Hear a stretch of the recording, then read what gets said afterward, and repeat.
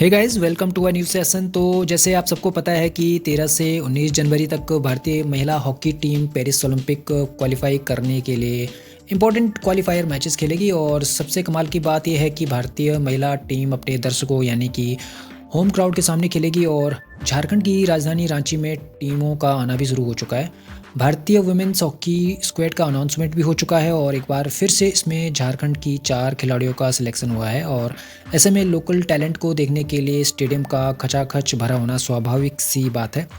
अभी कुछ टाइम पहले वुमेन्स एशियन चैंपियन ट्रॉफी हुई थी तो क्राउड को स्टेडियम छोटा पड़ गया था और पुलिस को लाठी डंडों का भी प्रयोग करना पड़ा था। दोस्तों, जब हम वुमेन्स हॉकी की बात करते हैं तो झारखंड से कॉन्टिन्यूसली खिलाड़ी नेशनल टीम को रिप्रेजेंट कर रहे हैं। और ये कहना गलत नहीं होगा कि झारखंड के कुछ हॉटस्पॉट्स भारतीय महिला हॉकी की नर्सरी बने हुए हैं।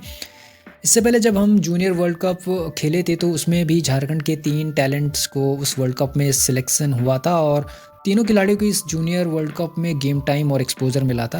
इन जूनियर खिलाड़ियों में रोपनी कुमारी थी जो इतनी यंग एज में रेलवे से भी जुड़ चुकी हैं, जिससे उनको हॉकी के साथ साथ स्पॉन्सरशिप की भी फिक्र नहीं होगी। वहीं सिमडेगा की महिमा टेटे को भी गेम टाइम मिला था। और आपको बता दें कि महिमा टेटे सीनियर टीम की सालिमा टेटे की बहन है। इसके अलावा तीसरी जूनियर दीपिका सोरेंग थी जो रेगुलरली उस जूनियर वर्ल्ड कप में प्लेइंग 11 का हिस्सा रही थी।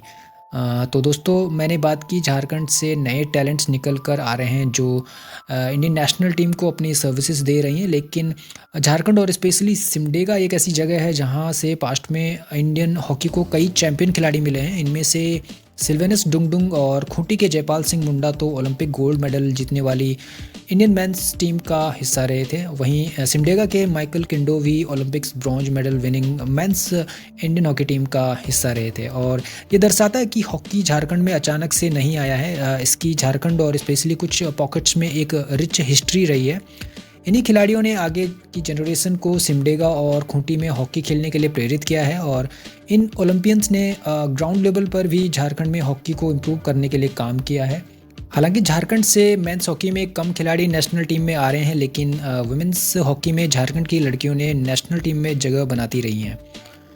सीनियर टीम में सबसे पहले बात करते हैं दोस्तों झारखंड से महिला ओलंपिक खेलने वाली हॉकी खिलाड़ी निकी प्रधान की, जो खूंटी से हैं और वो भारत को 2 बार ओलंपिक्स में रिप्रेजेंट कर चुकी हैं। और इंडियन टीम के कोच तो उनको दुनिया की बेस्ट हॉकी डिफेंडर्स में मानते हैं। निकी एक साधारण परिवार से हैं और इन्होंने शुरुआती दिनों में कच्चे रोड्स पर बांस के डंडों से हॉकी खेलना शुरू किया था। और ये सब दर्शाता है कि यहाँ के खिलाड़ियों में हॉकी खेलने को लेकर कितना जुनून होता है। और कुछ हॉट स्पॉट्स में तो लोग हॉकी को अपना जीवन जीने का आधार भी मानते हैं। इसी क्रम में सालिमा टेटे हैं जो मिडफील्ड में खेलती हैं और लोकल टूर्नामेंट में बकरा कप खेलने से लेकर झारखंड हॉकी की पोस्टर गर्ल बनने तक का इनका सफ़र भी सभी के लिए प्रेरणादायक कहानी है। सालिमा एक मिडफील्डर हैं, लेकिन अपनी स्पीड से चकमा देकर कई बार गोल भी कर देती हैं। और आपने कई बार इनका नाम स्कोर शीट पर भी देखा होगा।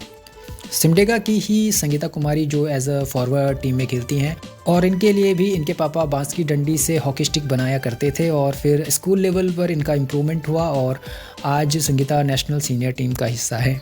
सिमडेगा से ही ब्यूटी डुंगडुंग है जो इंजरी के बाद नेशनल सीनियर टीम में वापसी कर रही हैं। और इस प्रकार आप इन 4 झारखंड के खिलाड़ी को Jaipal Singh Munda astroturf hockey stadium में खेलते हुए देखेंगे।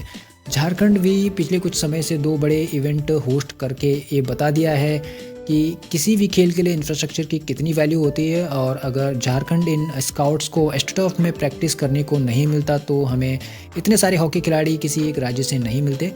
इसके लिए सराहना सरकार से लेकर लोकल अथॉरिटी और खिलाड़ियों के परिवारों की करनी चाहिए, जिन्होंने हॉकी की विरासत को अपनी विल पावर से अभी तक सहेज रखा है। जिस तरह झारखंड सरकार ने अच्छे कोचों को स्टेट हॉकी पर लगाया है और साथ में सरकार अपनी इंफ्रास्ट्रक्चर फैसिलिटीज़ को भी एक्सपेंड कर रही है, तो सिमडेगा से इतने सारे हॉकी खिलाड़ी निकलना कोई जादू नहीं है, बल्कि एक कलेक्टिव एफर्ट्स है जो कि अन्य राज्यों को भी सीखना चाहिए। भारतीय हॉकी उस दिन वर्ल्ड बीटर बन जाएगी जिस दिन हमारे देश में 100 सिमडेगा जैसे हॉटस्पॉट्स होंगे। और टैलेंट पूल बढ़ने से और अच्छे कोचेज़ होने से ये सब संभव है।